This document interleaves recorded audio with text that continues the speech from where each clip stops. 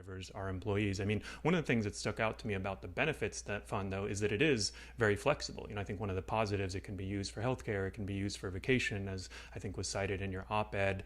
Wouldn't another kind of simpler way, though, to achieve that, just to be, for example, to raise rates by 5%, wouldn't that kind of achieve a lot of the benefit of a benefits fund without any of the legal complexity? Well, I think that there are various ways of delivering these kinds of benefits to drivers, Mm-hmm. and I think that you're right. In the past, I would say our view was always, let's try to run a business, let's Yeah. try to grow the business as much as possible, and get as much cash Mm-hmm. into drivers' hands as possible. And you can say the same for any employer. Like, why offer healthcare? Yeah. Just increase your salary, right? But I think that in society, expectations change. And I think as independent work has become more and more kind of our reality going forward, just as healthcare was something that didn't originate with full time work, right? The first time someone said, I'm full time, healthcare wasn't there. Just as healthcare started evolving into the category, we think it's time for these benefits to start evolving as Yeah. well. And it's a next step, and you can debate whether you think it's good or bad. But we think that it's a positive step. It's more in line with society, and providing a safety net, accident insurance, et cetera. And at the same time, the way that we've approached is one where the benefit is flexible. Mm-hmm. We want work to be flexible. I think over and over again, you know this, but I don't think enough people know about it. The vast majority of our drivers Yeah. don't, or drivers who drive on Uber, they do not want to be Yeah. employees. That's why they self-selected to use the platform. How these benefits inure to them is going to be up to them.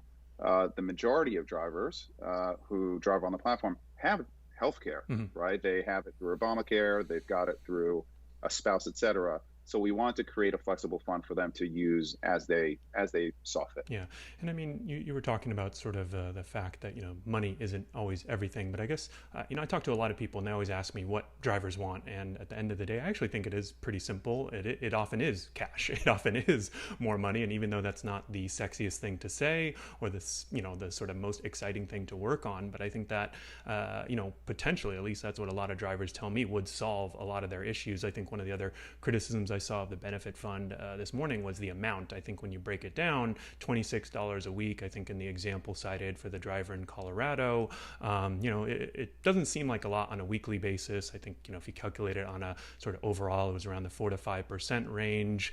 Maybe if you compare that with the cost of becoming employees, which I think some have said would be close to 30%, it sort of seems to me like Uber is kind of getting a good deal if we're looking at it strictly from a cash component.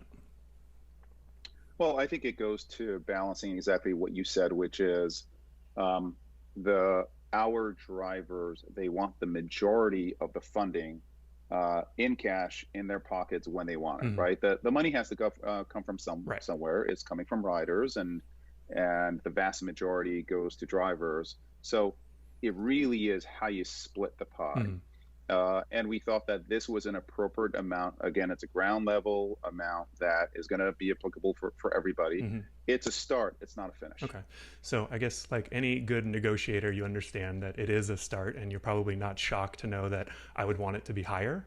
At least I hope that doesn't come as a shock to you. So let's say that you and I sit down, we agree on an amount that makes sense, that seems fair for all the drivers.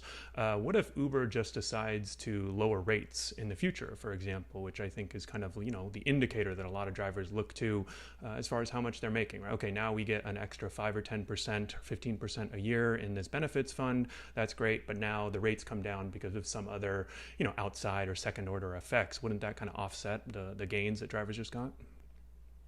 So I think that the first order is that rates would go up in order to cover these Right. benefits.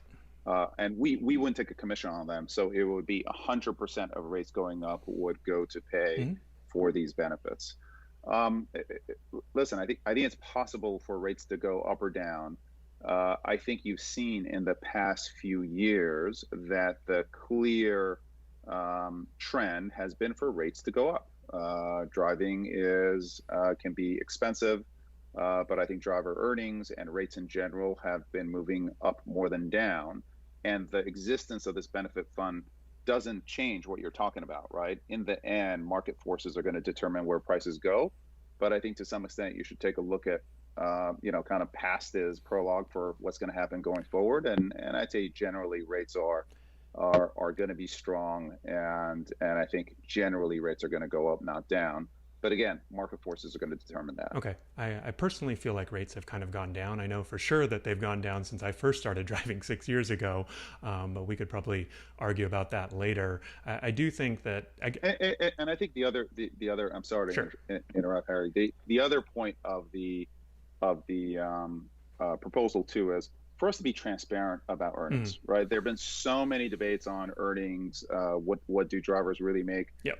There's a Seattle study that is quite scientific. I know that I watched the interview that you got. Mm, That one I think provides a good amount of data as to driver earnings and what you can drive driving in Seattle. And I think what's important here is in the past, you could accuse us of having kind of billed, oh, driving is a great way to mm, make 200,000, 150,000, et cetera. It's not that, but it is, provides great flexibility. You can be your own boss. And what we will absolutely commit to is to be transparent about your earnings expectations. got it.